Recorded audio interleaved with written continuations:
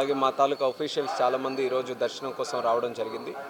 మరి ముఖ్యంగా దర్శనం ఒక విశేషం అయితే, దర్శనంతో పాటు మొన్ననే రాష్ట్ర ముఖ్యమంత్రి వర్యులు చంద్రబాబు నాయుడు గారి చేతుల మీదుగా లాంచ్ అయినటువంటి ఇంటిగ్రేటెడ్ కమాండ్ కంట్రోల్ సెంటర్ ఏదైతే కొత్తగా ఇక్కడ ఎస్టాబ్లిష్ చేశారో దాన్ని కూడా మేము పర్యవేక్షించడం జరిగింది. మేము కూడా మినిస్ట్రీ ఆఫ్ సివిల్ ఏవియేషన్లో ఒక కమాండ్ సెంటర్ ఏర్పాటు చేయాలని ఎంతో కాలం నుంచి మేము కూడా ఒక ప్రయత్నం చేస్తున్నాం. మాకు కూడా ఈరోజు చాలా ఉపయోగపడే విధంగా బ్రహ్మాండంగా ఈరోజు ఇక్కడ కమాండ్ కంట్రోల్ సెంటర్ చేశారు. దానికి టీటీడీ వారికి హృదయపూర్వకమైనటువంటి అభినందనలు తెలియజేస్తున్నాం. ఎందుకనంటే అలాంటి కమాండ్ కంట్రోల్ సెంటర్ ఏర్పాటు చేయాలనంటే కొన్ని సంవత్సరాలు పడుతుంది.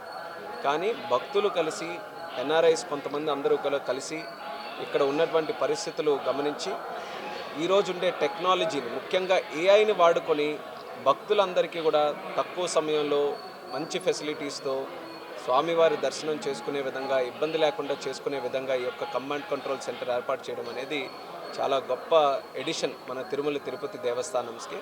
మేము కూడా ప్రత్యేకంగా ఈ యొక్క మోడల్ స్టడీ చేస్తాం.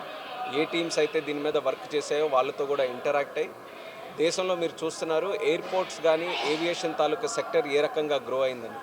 2014 నుంచి ఈ రోజు వరకు చూసుకుంటే 74 నుంచి సుమారు 165 ఎయిర్పోర్ట్లు ఈరోజు దేశంలో ఉన్నాయి. మన ప్రధానమంత్రి నరేంద్ర మోదీ గారి తాలూకా ఆధ్వర్యంలో fastest growing sector in the country ఈరోజు సివిల్ ఏవియేషన్ ఉంది.